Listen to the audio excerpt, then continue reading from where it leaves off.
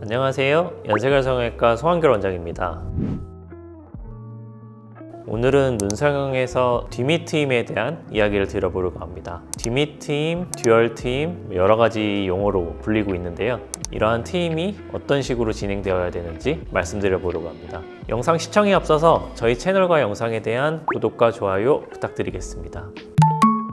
우리나라 사람들 같은 경우에는 대부분 동양인들이 눈이 작으면서 눈꼬리가 이렇게 치켜 올라가져 있는 경우가 많습니다. 그러한 경우에 눈꼬리 자체가 치켜 올라가져 있는 가쪽 부분을 자연스럽게 내리면서 확장하고 싶어 하는 분들이 많은데요. 그럴 때 필요한 게 바로 뒤밑트임입니다. 뒤밑트임의 정의를 조금 짚고 넘어가자면 검은 눈동자의 바깥쪽 부분을 확장하는 수술인데요. 정확하게 뒤트임 같은 경우에는 눈의 가로 길이를 가쪽으로 조금 넓혀드리는 수술이라고 생각하시면 될 것 같고요. 뒤트임 같은 경우에는 까만 눈동자의 가쪽 부분에서부터 눈꼬리로 올라가는 이 라인이 조금 더 아래쪽으로 내려가게 되는, 즉 밑으로 조금 더 흰 눈동자를 노출시키는 수술이라고 생각을 하시면 될 것 같습니다.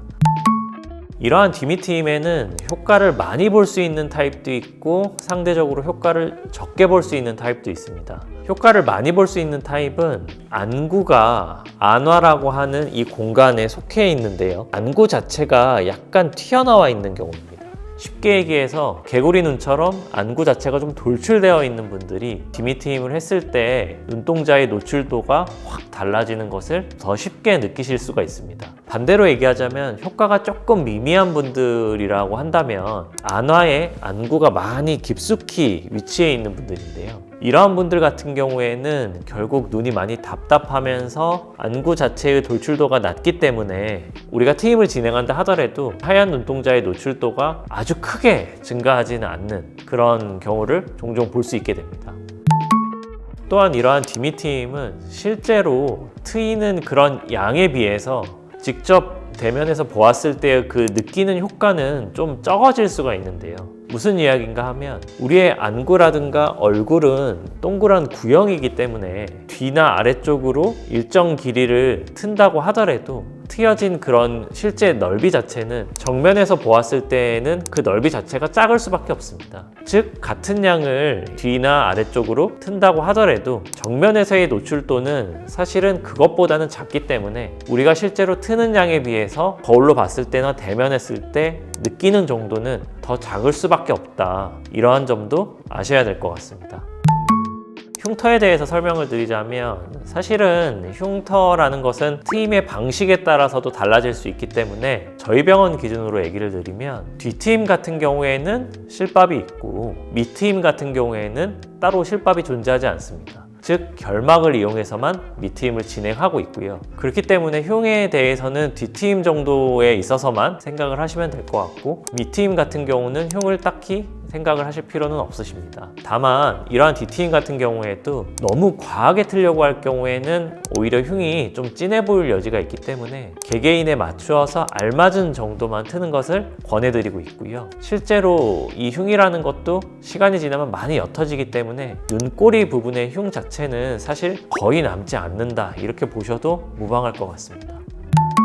뒤밑트임에서 가장 많이 따라 나오는 말이 뒤밑트임을 하면 다시 붓는다, 이러한 말인데요. 붓는다는 말을 조금 쉽게 얘기하자면 효과를 많이 못 보고 다시 되돌아간다는 이야기입니다. 이런 말이 나오게 되는 원인은 여러 가지가 있는데요. 저는 크게 두 가지로 꼽고 싶고요. 첫 번째로는 트임을 할 때 트임의 그 방식이 결국은 눈꼬리라든가 눈의 가장자리 부분을 어느 조직에다가 고정하는지가 상당히 중요합니다.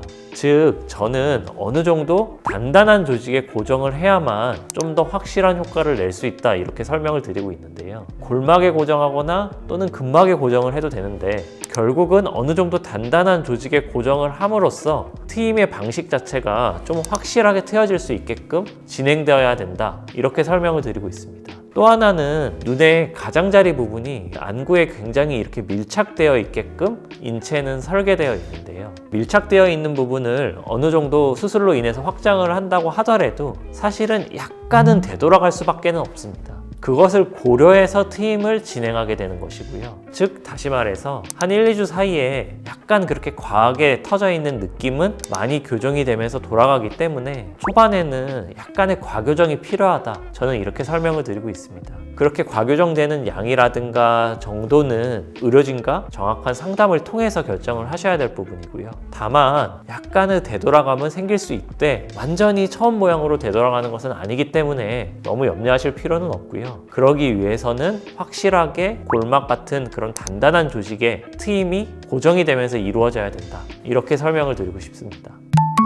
그렇다면 여기서 하나 짚고 넘어가야 할 게 있는데요. 이렇게 단단하게 밀착되어 있는 조직을 노출을 시켜도 되느냐의 문제입니다. 다시 말해서 우리 인체가 안구에 밀착되어 있게끔 되어 있는 것은 다 이유가 있는 것인데요. 우리가 이러한 것을 인위적으로 더 확장을 시키고 열게 됨으로써 우리 안구는 조금 더 공기 중에 노출이 되게 되고 눈이 좀 시렵다거나 눈물이 좀 난다거나 하는 등의 그런 느낌을 받을 수가 있습니다. 실제로 증상이 생기기도 하고요. 그렇기 때문에 이러한 것을 감안해서 터야 된다. 저는 항상 이렇게 말씀을 드리고 있고요. 또한 너무 과하게 틀려고 할 경우에는 결막, 즉 빨간 살이 약간 노출될 때가 있고 그러한 것들은 사실은 추후에도 미용적으로 굉장히 흉터같이 보이면서 좋지 않은 모습으로 남게 됩니다. 그렇기 때문에 그런 결막 노출이 최소한으로 일어나게끔 아주 자연스러운 정도 터야 된다. 이렇게 설명을 드리고 있습니다. 또 마지막으로 고려해야 될 것은 우리가 흔히들 3배간, 4배간 이런 얘기를 하는데요. 즉 까만 눈동자의 아래 눈꺼풀이 어느 정도까지는 접촉이 되어 있어야 된다. 이렇게 설명을 드리고 있습니다. 물론 그런 것이 좀 답답해 보일 수는 있지만 너무 인위적으로 과하게 틀려고 할 경우에는 3배간이 생길 수 있는 문제가 있고요. 이러한 것들은 조금 인위적으로 인상을 보이게 할 수 있는 그런 요소가 되기도 합니다. 그렇기 때문에 이러한 점들에 대해서 항상 염려를 하면서 수술을 진행해야 된다. 이렇게 설명을 드리고 있습니다. 케이스 사진 하나만 보여드리자면요. 이분은 디미트임도 하시고 사실은 쌍꺼풀 수술도 하셨는데요.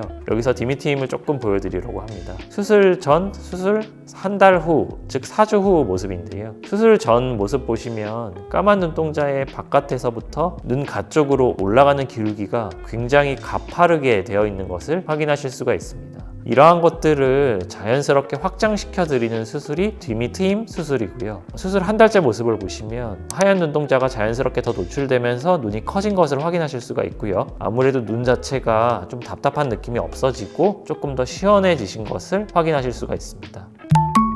오늘은 디미트임에 대해서 설명드려 보았고요. 디미트임에서 가장 많이 나오는 디미트임이 붓는다에 대한 제 생각을 말씀드려 보았습니다. 디미트임 수술이 효과를 볼 수도 있는 수술이지만 디미트임도 결국은 원칙이 중요하고요. 말씀드린 그런 원칙에 맞추어서 조심스럽게만 진행되어야 한다. 저는 이러한 점을 마지막으로 강조드리고 싶습니다. 오늘 제 영상이 유익하셨다면 구독과 좋아요 부탁드리고요. 또 추가적인 궁금한 사항은 댓글을 남겨주신다면 제가 직접 답변을 드리도록 하겠습니다. 그럼 지금까지 연세결 성형외과 송한결 원장이었습니다. 감사합니다.